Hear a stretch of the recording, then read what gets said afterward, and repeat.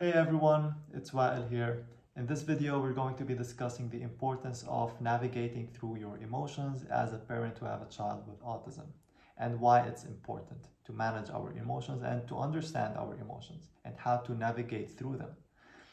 This topic, of course, is not only a challenge for parents who have kids with autism, it's a challenge that everyone is dealing with.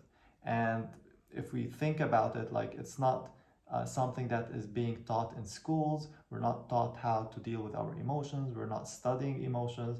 We're not dealing with how to overcome our emotional challenges, our mental health problems, all that stuff, right? So it's a topic that is basically untapped in society and no one basically addresses it in a clear manner, right? Of course, there are many people who are smarter than me that are addressing that and definitely they're very knowledgeable about the topic, but I'm going to be simplifying it and assisting you as a parent to a child with autism on how to navigate through your emotions.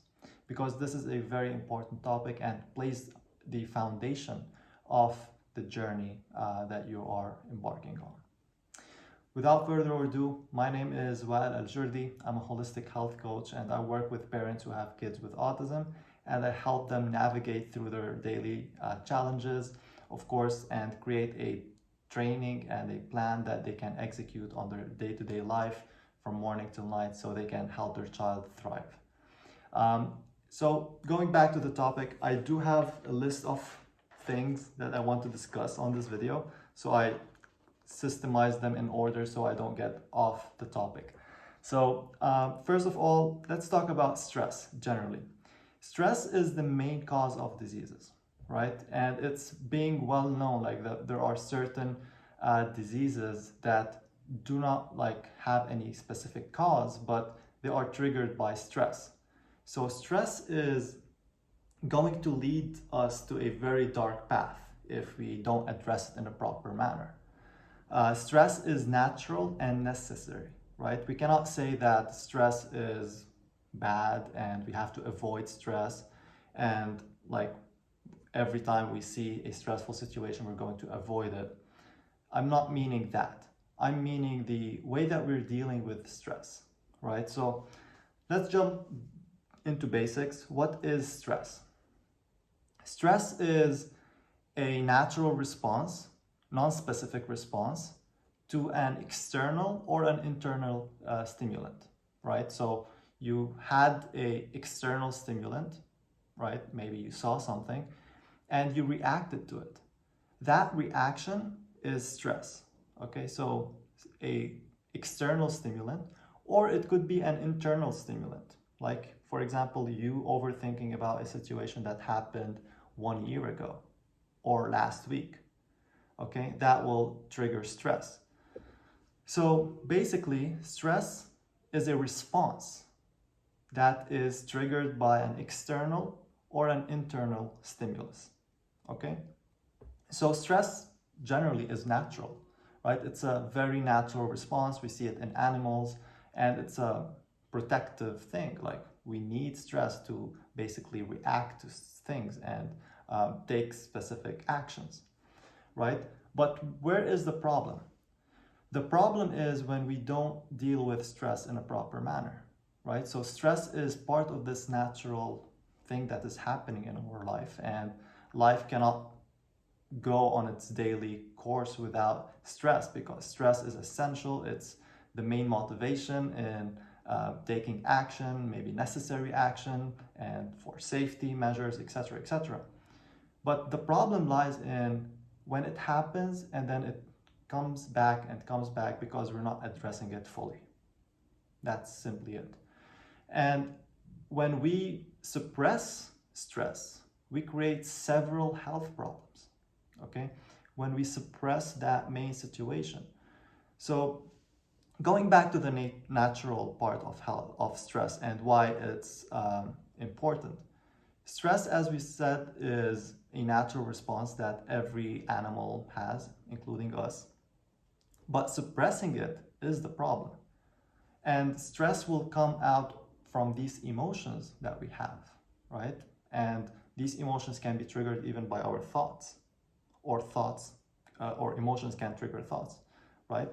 So these emotions that we have, or children have, right, or animals have, every animal has, and human, we use these emotions to basically navigate our life, right? There are certain emotions that tell us that we should do this more, right? That's like a positive feedback. Oh, the body is telling us to do this more, okay? And there's a negative emotion. So we have negative emotions, which basically the body is telling us we want less of that and we don't want that, okay? So we are dealing with these two emotions. We want either more of something, or we want less of something, or we want to eliminate it, okay?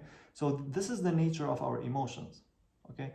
Um, to go back to the simplicity thing, we're not talking about hormones here, right? Of course, there are several hormones that are, some of them are negative, maybe, like the stress hormones, or some of them that are positive, like oxytocin, for example, right? But generally, let's keep it basic to the emotional level, like to the simple basics, right? There's negative emotions that are telling our body to do something less, and there's positive emotions that are telling our body to do something more. Now, as humans, we are not understanding that, and also we're not careful about that, okay? We're not careful, we're not paying attention to our emotions. So throughout our day-to-day life, throughout our weeks, months, years, and especially growing up, we develop the tendency to suppress emotions and not to understand them, not to listen to our emotions. And at a certain point in life and in this human transition, children started having a lot of problems, right? And they also couldn't navigate their emotions, and they've seen all that overwhelm. And also they also took on some of the epigenetic um, traumas or wounds or emotional instabilities, okay, which is basically something that is inherited, okay? So the epigenetics. So we talked about the purpose of emotions. There are positive emotions that are telling our body or our mind to repeat something more, and there's negative emotions that are telling our body and mind to stop or avoid that. Emotional and thought suppression. So we have this suppression. Let's say if we had this emotion to avoid something, to avoid anger, for example, like anger is a natural response, like a defense mechanism, right? If someone is annoying you, you have to do this protective mechanism, right? Anger. Now, in society, we're taught, or in school, and our families maybe have taught us that no, you shouldn't use these emotions. And that is the wrong part, because those emotions have a right time and way to be used, right? It's not like we have to suppress them. So suppressing the emotion that can be used, which is anger or frustration or all that things that basically protect us and make us do the good things that make us happy, becomes suppressed. And that suppression and lack of understanding and lack of navigation through the emotional basically understanding and also communication, because every time we're having an emotion, we're understanding ourselves and also communicating something. Like, for example, if we're angry from something because something annoyed us, we're communicating to that thing to step back, right? Maybe we shouted or we pushed someone, right? Just step back, like you're creating danger to me, right? So of course there's levels of that. Like, first time we can say step back, can you please step back? And and with time, when it's imposing danger, then we have to maybe push, right? It's not that pushing is bad. It's not like the emotion is bad. No, but it has a correct time and place to be used, right? So when the emotional expression is suppressed, and even the thought is suppressed, then there will be a lot of problems. There will be tremendous problems, from neurological problems to high blood pressure, glandular problems, you name it. Okay, sleep problems, thyroid problems, colon problems, stomach problems, all types of problems. Okay, because stress is the main cause of disease. If you look at it from a cellular level, if we have, like, let's say a toxin like mercury, for example, if we inject or ingest mercury, it's going to create stress on the body, on the cells, right? So stress is the main cause of diseases that will create the whole set of diseases, whether it's created by an external thing, mercury, or we are creating it by ourselves. Okay, so our lack of understanding of our emotions, our lack of understanding of how we should navigate our emotions, and the conditioning that we have been through had created that stress, and we start entering a stress loop where on a daily basis we're being stressed and we're accumulating that stress, which create diseases. Okay, so beliefs and conditionings are basically suppressing the emotional and thought expression, right? We might have a certain belief that, oh, anger is bad, all anger is bad, but that is false. Like, there's a healthy anger, which is basically you're protecting yourself and maybe people around you, and there's bad anger, which is when you're not being a good person and you're just basically angry for no reason, right? So there's a positive emotion and there's negative emotion. It's just how we deal with it. But there's these belief systems that generalize and these conditionings that generalize. Now you might say that, oh, well, you're just going away from the topic of autism. I just need solutions for my problem, etc., etc. I'm gonna make a lot of sense to you when I get to the main component of the video, but this is very essential because beliefs and conditioning, I'm just gonna hit on a very key point. Beliefs and conditioning. If we believe that autism is a disorder, is a disease, or that autism is something that we cannot work with, like something that like we should feel helpless about, right? That's what we're going to reap, right? So it's a belief, a conditioning that is going to leave us with a certain consequence.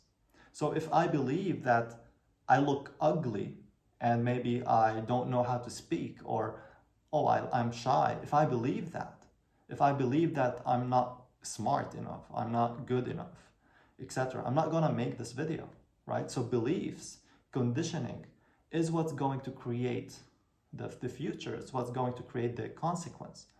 And if we are limiting our beliefs, we're having conditionings, we're going to affect our future. The same thing with kids. If the children are raised or they are basically programming themselves, because children do have thoughts, right? They do program themselves and they're feeling these emotions that are keeping them behind, then that's going to affect their development, okay? And the same thing for kids who have autism, right? Same as any other kid, these kids will have the option to maybe suppress their emotions and thoughts, which would lead to negative consequence, right? Which is slow development, lack of taking challenges, not feeling the motivation, right? And that would create the regression, okay? So I hope that made sense, but I'm going to touch on that more later on. But beliefs and conditions is the mainstream like suppression, right? Mainstream is being suppressing the emotions. Everyone is in a state of denial, right? Like, for example, health is very simple. Like, being healthy is very simple. It's basically telling you that you have to eat healthy, right? And you have to move your body and be in alignment with nature. Okay, this is healthy, being healthy. Okay, now society and mainstream, they know that. Like everyone knows that there's healthy food. Everyone knows that you have to be like stress-free and you have to be in nature, you have to do the good stuff, etc., etc. But what happens is people will create conditionings and create beliefs that, oh, I can avoid that. Okay? Like you see, they are trying to avoid truth. And the moment that we embrace truth in all its forms, whether it's in health, whether it's in relationships, whether it's in growth and opportunities and education and learning, skill acquisition, all that stuff, once we embrace the full truth, we're going to remove all the conditionings, remove the beliefs, and just do what's right. Okay? The same thing we're doing here as a parent to a child with autism. Okay? So as a parent to a child with autism, once you took on this diagnosis that your child has, you were faced by so many emotions by yourself, right? You started feeling old emotions that maybe you carried from childhood started to arise. You started feeling this fear inside of you. You started feeling this worry, right? All that emotion started to come up, okay? Now, those emotions are yours. You should hug them. You should take care of them. And the biggest mistake here is when we deny them. And our mind, our intellect will deny them because we're not dealing with them properly. So what we do is we start putting Band-Aid on them. And the Band-Aid is maybe watching a video on YouTube that tells you that maybe doesn't help you in dealing with your own situation, right? Just giving you opinions and giving you a perspective that doesn't align with yours, right? But the main solution is going back to your emotion, to your situation, because autism is not a general condition. No child is like the other. And yet, the mainstream media is trying to generalize it. They're trying to put autism under one umbrella, under one slogan, right? Like autism acceptance, or like the inclusion thing, or like I agree with all these. Like, I'm not judging or anything, but we cannot generalize autism, okay? Like, we cannot bring all these kids together and make an event for autism, right? Because that autism event is not going to, like, each child is different.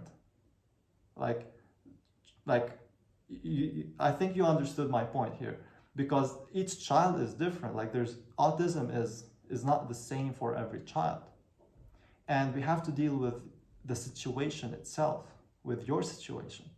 And for the solution of this problem, because like the more that we start thinking about the situation, the better solution we start iterating and improving on it, the more we solve and help our situation to get better and the child to get better. We have to assess our situation and start from there, okay? Because it's not a general thing. It's not a general thing that maybe a perspective can help us deal with our emotions, right?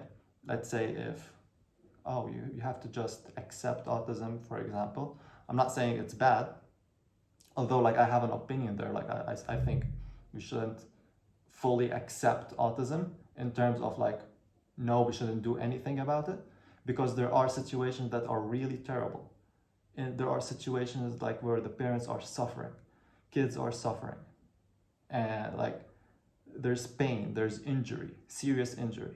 And for parents who are saying like autism acceptance, you're generalizing and you're not respecting the minority, maybe they are the majority as well, during to the diagnosis thing, because it's very common now. Like everyone can get the diagnosis, maybe go online and you can get the autism diagnosis.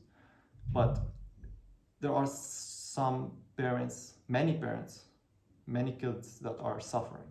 And I think we have to work on that, right?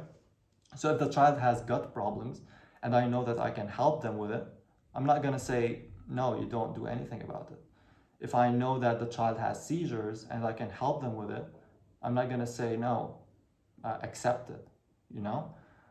If the child has hyperactivity, sleep issues, all that stuff, I'm not going to say, no, you shouldn't do anything about it. No, I'm going to help the parents do the best that they can to work on the situation to improve. And it can improve, and we've proven it over and over again. And improving the quality of life for any human or any sentient being is super important. And we cannot generalize the conditioning. So this is what I was talking about, that generalizing and creating this belief system and these conditioning can impact you.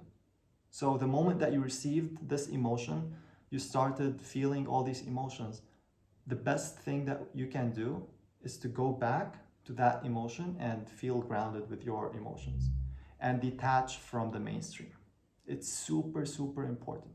Detach from the mainstream, because all these beliefs that the mainstream has, all these conditions that the mainstream have, might not and will not align with your full situation. Okay? So detach yourself from the mainstream. That's the most important thing. And let's start working with your situation, because that's what matters. Okay? It doesn't matter like, oh, this one trendy hashtag is now everyone is using it, or this keyword is now being excluded. Like, we shouldn't use that word. We should create this new trend, etc., etc. It doesn't matter. What matters is the current situation for you and for your child. And we want to improve. You can call it whatever you want. We can heal, we can improve, we can fix, we can transform, we can make the life better. You can choose anything, but the context is what matters. And we should remove these conditionings so we can start thinking about this logically, because these conditioning in the mainstreams is affecting your emotions, right? It's putting these band-aids. And what happens with time is, like, you're suppressing your emotions, and they will create problems, okay? Health problems in you, your family, your relationships, etc., etc. Okay? So ASD, Autism Spectrum Disorder, and there's also PSD, Parent Spectrum Disorder, because if every child or every child who has autism has a different set of symptoms, different set of manifestations of the autism, then the parents are also dealing with different situations. So you cannot generalize parents, right? So there's PSD, Parent Spectrum Disorder. You can say that, because if we are dealing with all these emotions, we have to bring order to our emotions and our situation, and just look at what are the things that we have to deal with, okay? Because if we're not navigating our own emotions, if you're not navigating your own emotions, the child will not, okay? If you're not navigating the important thoughts that you want to manifest, your important priorities, your important goals, the child will not, okay? So the second point here is accept the emotion. So once we understood the emotion and we know what the emotion is, now it's part of the journey for healing, because 50% of the solution is acknowledging the emotion. Once we acknowledge that I have this emotional symptom, or I'm feeling this emotion, or I'm feeling like this is 50% of the solution. Now, the other 50% is working with it. Of course, accepting it, accepting the emotion, accepting that you feel fear. If you are feeling afraid, accept it, but don't deny it, right? Accept it and be with it, and just focus on making it better and working on eliminating it. Because fear in itself is not a positive emotion. If you're going to feel fear all the time, you're going to feel stressed all the time, and that will bring problems, right? Whether the problems will manifest in you, in your relationships, in the family dynamics, or the child even. And it can take time to manifest. Okay, so first of all, we have to accept the emotions that we're feeling and be aware of them, Because if we are all over the place with the mainstream and all the hashtags and the groups and stuff like that, random opinions on the subject, we're not going to listen to our own choice, our own opinion, our own emotions, okay? And that's very important. We have to be truthful with our emotions. We have to read our emotions so we can start taking the logical decision. And change is very important. Like, we have to be able to change. If we think different way, like in the past we used to think that, let's say, Pepsi is good, or eating McDonald's every day or every week is good. Now we changed. So we're accepting change. We're accepting that we were wrong in the past, right? And that's very important, because once we let go of our past, that's how we can start unlocking the future, okay? So once we start accepting the emotion and deal with it logically, now the next step is start taking correct actions to improve our situation. And the way that we take the correct action is by lifestyle change, okay? Now, lifestyle approach is very different than session-based approach or supplement-based approach or therapy-based approach, right? Because in lifestyle, we're changing basically everything. We're changing the way that we wake up, the moment that we wake up, the moment we go to the restroom, the moment that we eat, and till sleep, you know? So we're changing the whole lifestyle, okay? But as for the momentary, like, so if you want to differentiate between the two approaches, the best thing to do is like put a slice between like a sheet of paper. And lifestyle approach is when you're changing your whole life, and other things is when you add something to your life, right? Like when you add a therapy or add a supplement or add a treatment, right? That is like not working on the lifestyle. But if we're working on the lifestyle, we're basically changing the whole lifestyle. And that's what I recommend. My approach is fully lifestyle approach. And we working on the lifestyle of the child and of course the parent. And we start organizing it in a more helpful manner, in a healing manner, okay? You can say fixing it, but we're improving the quality of life, and we're reducing the stress, and we're including more healing and working on the most important things, etc., etc. So the lifestyle change is going to happen from morning till night. As for the session-based, is going to have like, oh, this 1 hour, this 2 hour, and this time we're going to take this medication and we're going to wait. But lifestyle approach is taking into consideration the whole life, right? Not only for a few weeks, but for a whole year, for forever, because we're taking a certain decision and we're changing it. Like we're stopping McDonald's, for example, or we're not gonna eat any KFC because it's bad, and we're not going back to KFC, right? And this is what I mean by lifestyle change. And many parents, many people have problems in creating lifestyle change because it takes a lot of sacrifice. But that's the key.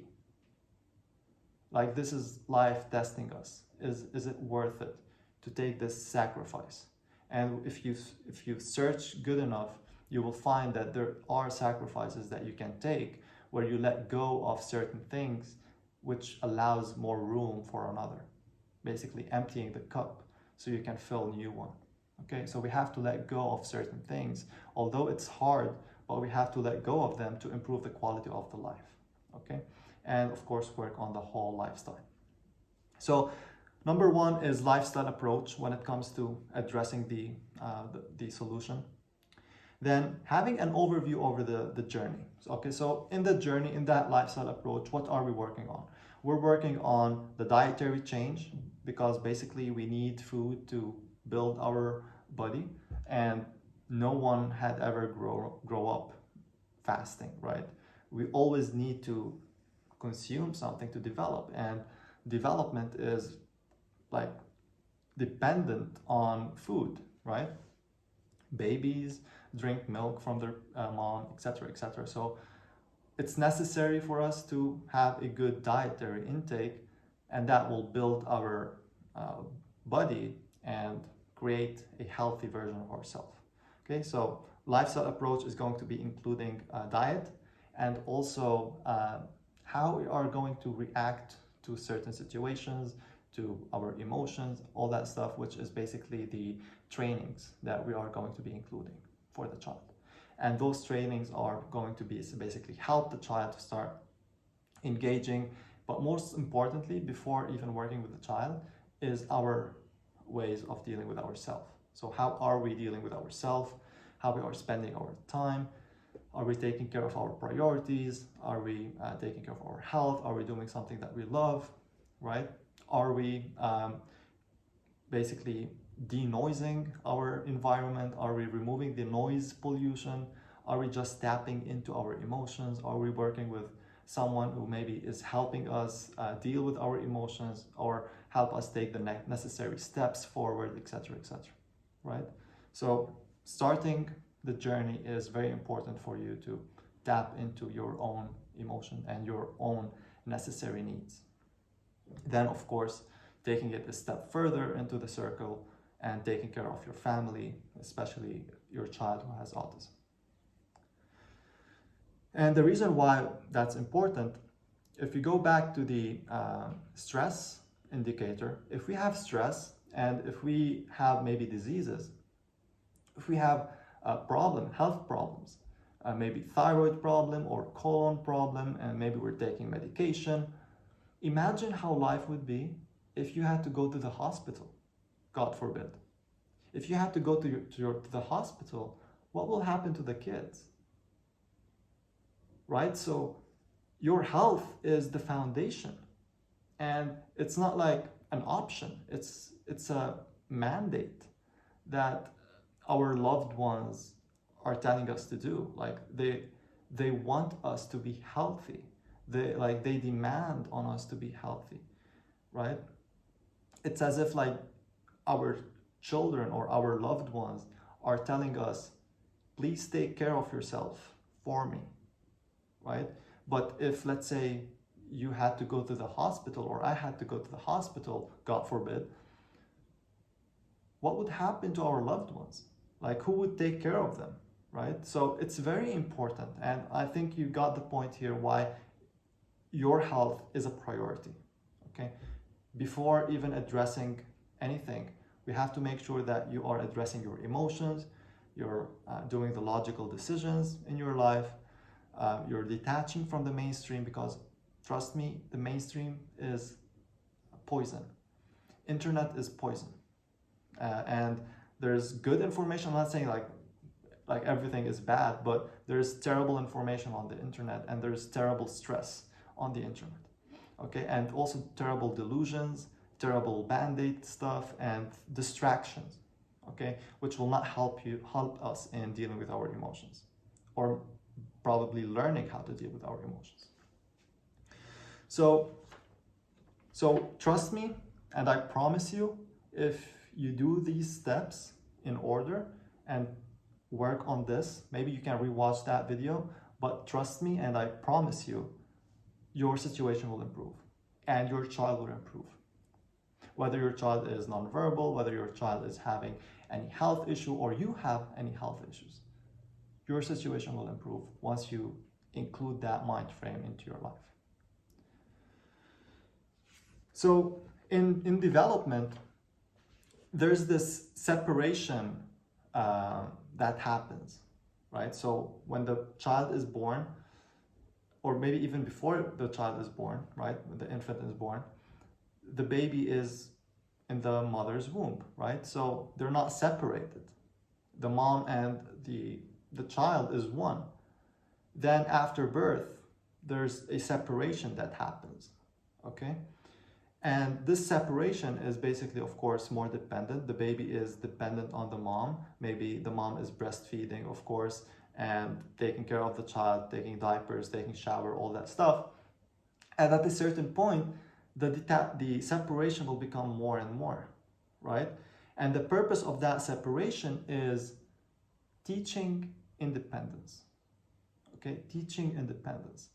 And that separation have to be met with separation of emotions, separation of thoughts, and attitude, personality, identity, and responsibility. So we don't want to take full responsibility for the child forever, because the child will not learn responsibility. We don't want to take control of the child, or replace the child's thoughts and emotions, or manage them all the time, because the child will not manage them all the time. Okay, so that framework also is very important for us to understand as parents and as guiders throughout the day for the child, that we want to give them the opportunity to experience that for themselves. Okay, and when they're having these emotions, it's not us who have to deal with it, it's them. Okay, I know like some parents who told me, oh, I feel terrible if I do that, but it's necessary. Like, it's necessary for the child to deal with that emotion, because if they didn't, like how on earth will they sustain themselves forever? Like, they have to learn these things, and that's how development works.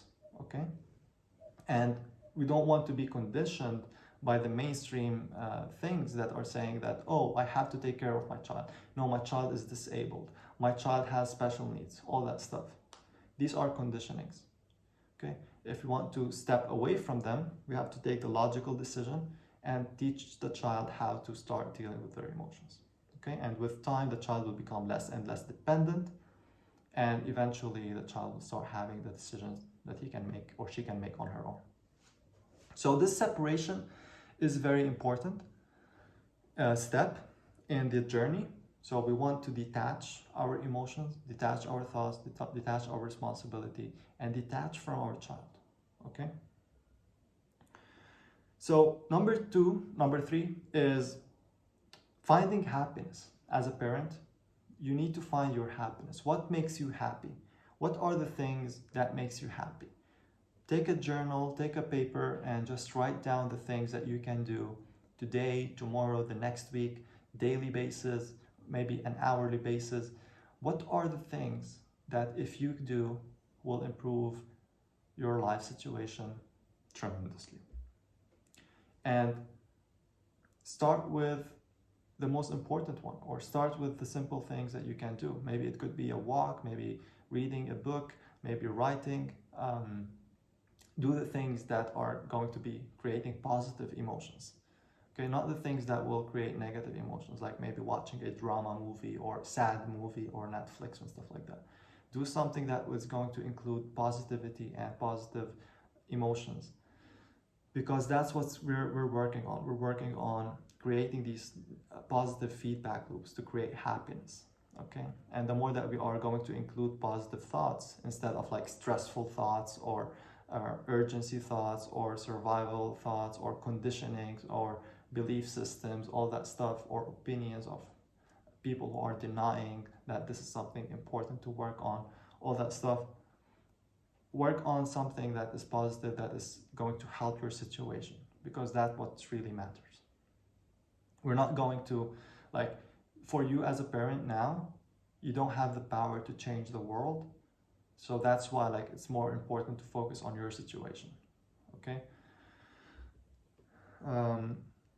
So make a list of like the self-care thing that you can do, and also be grounded in yourself. So as I was saying, detach from the mainstream emotions, because the mainstream has so much random emotions.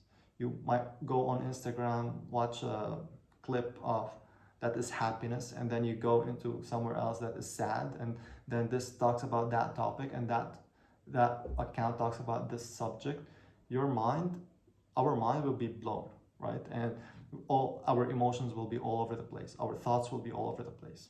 So it's a huge distraction that is creating a lot of problems in our life situation and not allowing us to take the logical decisions. So list all the things that you can do, the positive things, and start including them in your day-to-day life. Then second thing is list the problems and the goals that your child has. So pause the video if you can. Just get a piece of paper and write on it the things that you can do to improve your quality of life as a person, okay? and maybe family, but what are the things that you can do? Maybe it could be reading a book. Maybe it could be going for a walk, right? Or going to a friend or doing something with a friend, right? It could be making yoga at home. What are the things that you can do? Maybe breathing, listening to a breathing meditation that is online. Anything that you can do, list them all, take the time to list them. So this is number one. So you can pause the video and list it. Then number two is list all the problems that your child has, okay? All the health problems, all the skills that are lacking, all the goals that you need, okay? So list all the health problems and all the goals that you have, okay? So all the problems and all the goals that you have for your child, okay? So go ahead and list these. And the solution after we have these listed, and basically I also want to emphasize on this writing and this structure is super important. Like there's no way that we can solve our problems without writing, because writing keeps things organized, and bringing journals, writing down these things and just being grounded in ourselves, our emotions, our lifestyle is going to be super important. So always go back to that, think about it, brainstorm it. Solutions do not come in one day or two. They require consistent work on that specific thing and the same method. So writing and journaling and writing like that, writing down the things that you have to do, all that stuff keeps us on track and makes things easier. Okay, so after these are set down and we are very clear about them, that's the solution, like 50% of the solution. Okay, this is 50% of the solution. I can congratulate you after you do that, because now it's much more easier, like way more easier to start working on these things.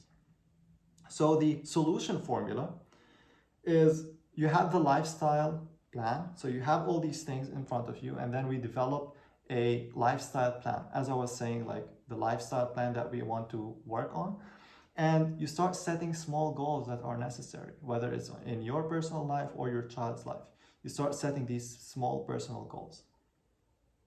And of course, to be consistent with working on these goals, like if let's say we want to work on our health, we want to create a lifestyle shift for our health. Okay, so we're not basically now only working on the child's diet, we're working on the family's diet. Okay, and that's going to be way easier, because imagine if the child only is like going to have like a healthy diet and the rest of the family is still eating junk food.